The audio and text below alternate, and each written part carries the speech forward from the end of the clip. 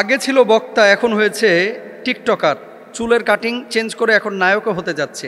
Please, এটা আমার personal একটা বিষয় যে আমি আগে ইমাম ছিলাম, এখন নাই। বা আগে ওয়াজ করতাম বড় বড় মাহফিলে, আমার ইউটিউবে ওয়াজ আছে, আপনি সার্চ দিলে পাবেন। আমি ছেড়ে দিয়েছি। পরবর্তীতে আপনিও যদি এমনটা করেন, আল্লাহকে আপনাকে মাফ করবে? মাহাদ আল্লাহ। প্রথমে আল্লাহর কাছে সাহায্য চাচ্ছি, এরকম চিন্তা চেতনা কলিজার মধ্যে নাই। দোষ কিন্তু শ্রোতারও আছে। দোষ খালি টিকটকারদের আর বক্তাদের না, শ্রোতারও আছে। চলনে বলনে কথনে কোনো দিনের সিমটমই নাই, খালি জুব্বাটা আছে, দাড়িটা আছে আর টুপিটা আছে, ঠোঁটো লিপস্টিক মারিয়া, তারপরে এলোমেলো কিছু আলোচনা, আমার এখান থেকে কুদ্দুর, মিজান ভাইয়ের ওখান থেকে কুদ্দুর, শাইখ আহমদুল্লাহ সাহেবের ওখান থেকে কুদ্দুর, আরেকজনের থেকে নিয়ে এসা কোকিল পাখির মতো, তুতা পাখির মতো থরথর থরথর করে বলে ফেলায়।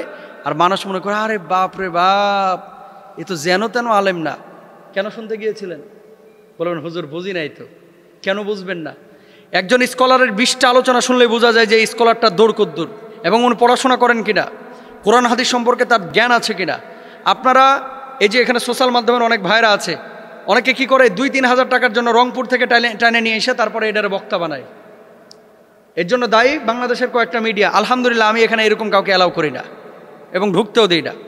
আমি যে কথাটা বলতে চাচ্ছি, ইউটিউবার ভাই এবং শ্রোতা দুই পক্ষকে সোচ্চার হতে হবে। যার আলোচনা শুনবেন তার কতটুকু যোগ্যতা আছে আগে এটা বুঝে নেন, তারপর আলোচনাটা শোনেন। তিনি কোন ক্যাটাগরির? লজ্জায় মাথা নত হয়ে যায়। আসলে আমরা যাচ্ছি কোথায়? এতদিন ছিল বক্তা, ওয়াজ করেছে ইউটিউবে, বিভিন্ন মাহফিলেও দাওয়াত দিয়েছে, আর আজকে সে নায়ক হতে যাচ্ছে। জামার ঠিক নাই, পাঞ্জাবির ঠিক নাই, দাড়ির ঠিক নাই, চুলের কাটিং কুটিং করে এই বদমাইশি দেখবেন আবার 20 দিন 25 দিন পরে ভাইরাল হয়ে গেল, আবার হাজির ভাব ধরবে। জুতা দিয়া পিটাইয়া এই সমস্ত লম্পটগুলোকে সাইজ করে ফেলা উচিত। আর বাংলাদেশের মানুষ এত ক্ষমা করতে জানে, ক্ষমা করে দেন। ভুল হলে ক্ষমা অবশ্যই করবেন, কেন করবেন না? ভুল হলে ক্ষমা করবেন, কিন্তু ইসলামিক স্কলার যার থেকে দিন নিচ্ছেন সে মানুষটা নিট অ্যান্ড ক্লিন হতে হবে। সমস্ত রাবিদের হাদিস কেন গ্রহণ করা হয় না? চারিত্রিক ত্রুটি থাকলে তার থেকে হাদিস নেওয়া যেমন যায় না, চারিত্রিক ত্রুটি থাকলে ওই ব্যক্তির থেকে দিন শেখাও জায়েজ নাই। কারণ এই দিন শিখে কোনো লাভ নাই। এই ছেলেগুলো যেটা হয়, প্রথমে বক্তা, পরে টিকটকার, মানুষ এদের সাথে সাথে নাচে, ঠিক 2 মাস পরে এসে আবার জুব্বা টুপি লাগায় আমার ভুল হয়েছিল, আমার ক্ষমা করিয়ে দেন। আর মানুষজন বাস ক্ষমা করে দেয়। ক্ষমা করে দেওয়ার পরে আবার সে পুরার, এতদিন তো পরিচিত হয় না, এখন আরও বেশি পরিচিত হয়েছে।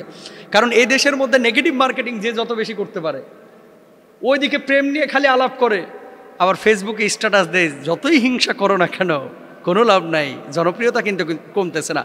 তোর জনপ্রিয়তায় ঝাঁটার বাড়ি বদমাস। জনপ্রিয়তা দিয়ে কি করবি? জনপ্রিয়তা দিয়ে কি করবি? পানি খাবি? জনপ্রিয়তা তো হিরো আলমেরও আছে, জনপ্রিয়তা কার নাই? সোশ্যাল মাধ্যমে যারা টিকটকার, এদের জনপ্রিয়তা কি কম? এ মেয়ে নিয়ে নাচানাচি যারা করে, জনপ্রিয়তা কম? জনপ্রিয়তাই সফলতার মানদণ্ড না ভাই, ভুল বুঝেন না। সফলতার মানদণ্ড হচ্ছে এখলাস নিয়ে কতটুকু আপনি কাজ করতেছেন। সুতরাং এই টিকটকার ফিকটকার, এই যাদের ব্যাকগ্রাউন্ড খারাপ, যাদের কোনো ব্যাকগ্রাউন্ড নেই, মাদ্রাসায় পড়ছে কিনা সন্দেহ আছে, অথবা পড়েছে, কোরআন হাদিস পড়ে বিপদগামী হয়ে গেছে, আস্তিক থেকে নাস্তিক হয়ে গেছে, ও ওর পথে হাঁটুক ভাই। পরবর্তীতে যদি এরকম আয়সা ভুল হয়েছে ক্ষমা করে দেন, আজকে থেকে আবার ওয়াজ শুরু করলাম, এই সমস্ত মানুষগুলোকে বয়কট করেন। যারা খালি প্রেম প্রেম প্রেম প্রেম ছাড়া কোনো টপিক নাই, এদেরকে বয়কট করেন। যে সমস্ত মানুষগুলো আল্লাহকে, আল্লাহ রাসূলকে খুশি করার জন্য দাওয়াতি কাজ করছে, বড় বড় শাইখুল হাদিস মুহাদ্দিস আছে এলাকার মধ্যে, এদেরকে বেল দেয় না, ভাইরাল বক্তা খুঁজে খালি। কেন ভাইরাল বক্তা খুঁজতে হবে? অনেকে আমাদের কাছে ফোন দেয় মাহফিলের জন্য, আমি জিজ্ঞেস করি হোয়াটসঅ্যাপে নক দিলে যে এলাকার শাইখুল হাদিস মুহাদ্দিস বড় প্রিন্সিপাল, এদেরকে দাওয়াত দিচ্ছেন তো? আর নামটা সবসময় ওনাদের নামের নিচে আমাদের নামটা দিবেন, এটা বলে দিই। এলাকা ভিত্তিক বড় বড় শাইখুল হাদিস মুহাদ্দিসকে বেল দেয় না, পরিচিত ফেস, এই জন্য ওনার নামটা বড় করে দেয় না। কিয়ামতের আলামত। আল্লাহ আমাদেরকে বুঝদান করুক। এই টিকটকার, বিকারগ্রস্ত, মাদকাসক্ত, লম্পট ইতরদের থেকে আল্লাহ রব্বুল আলামিন আমাদের বাংলাদেশের মানুষগুলোকে, জমিনটাকে হেফাজতে রাখুক, আমিন। সম্প্রতি যৌতুক চাওয়ায় একজন মুরব্বীকে দড়ি দিয়ে বেঁধে ফেলেছে এবং জামাইকেও আটকিয়ে ফেলেছে। সোশ্যাল মাধ্যমে ভিডিওটি ছড়িয়ে পড়েছে। যৌতুকের ব্যাপারে ইসলামের বক্তব্য কী? আর যৌতুক যারা চায় তাদের ব্যাপারে আমাদের প্রতিবাদের ভাষা এই রশি দিয়ে না বেঁধে অন্য কিছু হতে পারে কিনা? ভেরি ভেরি ইম্পর্ট্যান্ট একটা বিষয়। লজ্জা লাগে, হৃদয়ে রক্তক্ষরণ হয় যে বাংলাদেশে এই জিনিসটা বর্তমানে সবচেয়ে বেশি চলতেছে। ছেলে যখন বিয়ে করাচ্ছে, এ দেখেন আমার কাছে 4-5 দিন আগে ফোন এসেছে, 4-5 দিন আগে ছেলে ফোন দিয়ে বলতেছে যে হুজুর সরকারি চাকরি হয়েছে, আলহামদুলিল্লাহ, বিনা ঘুষে সরকারি চাকরি হয়েছে, পরীক্ষা দিয়েছি, টিকে গেছি, সরকারি চাকরি হয়ে গেছে। আমি বিয়ে করার জন্য বাড়ি থেকে বলতেছি যে মেয়ে দেখো, আব্বা বলছে যে যৌতুক নেবে 1,15,00,000 টাকার, বেশি না আর কি, 15 লক্ষ টাকা যৌতুক নিবে। আব্বা বলছে যে যদি যৌতুক তুই না নিস, তোরে জন্ম দিছি, এবারে এতদিন তোরে পড়াইছি, খরচ হয়েছে না, তুই সরকারি চাকরি পাইলি, যৌতুক নিবি 15 লাখ এখন পাওয়া যাবে, সরকারি চাকরি তুই করতেছিস, যৌতুক নিলে বিয়েতে আমি আসি, আর যদি যৌতুক না নিস তোর বিয়েতে আমি যাইতাম না। আমি মনে করছি যে এটা বাপ না, এটা আবু জাহেলের মামাতো ভাই, এটা বাপ না। সরকারি চাকরি তার হয়েছে ঘুষ ছাড়া, আল্লাহ তাআলা রহম করেছে। বাপের তো খুশি হওয়ার কথা যে সন্তান সরকারি চাকরি পেয়েছে।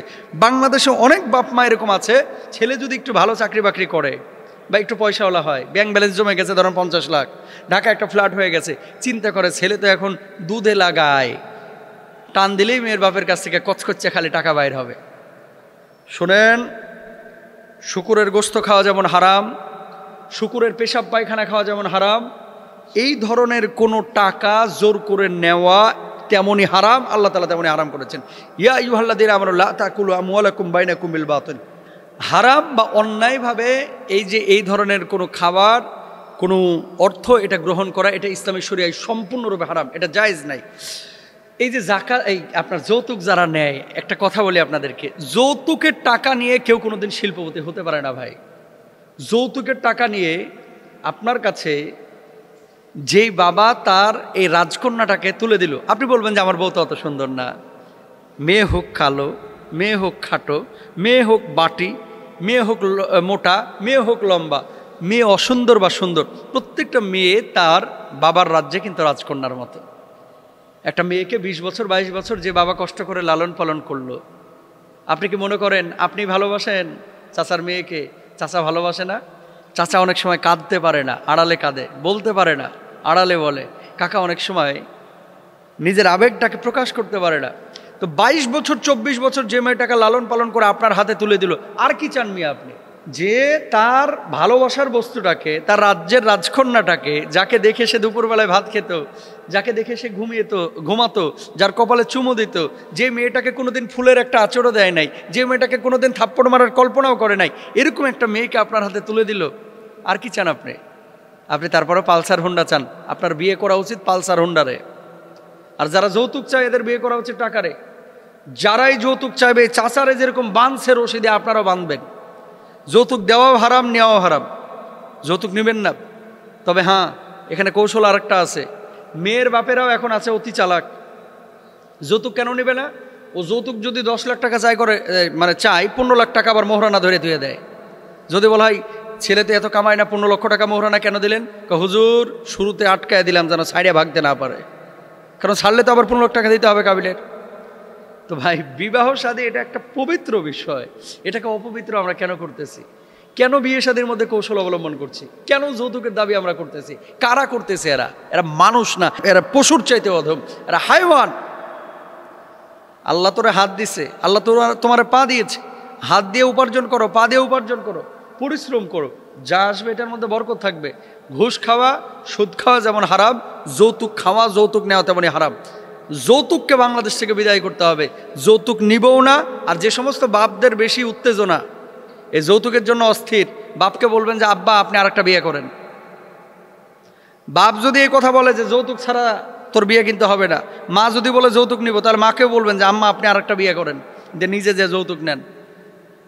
এভাবেই বলবেন, কারণ এই বাপরা হয় ভালোভাবে বুঝবে, আর না হলে কড়া করে শক্ত করে বোঝাবেন, তাও যৌতুক নেবেন না। আল্লাহ তাআলা বোঝার তৌফিক দান করুন।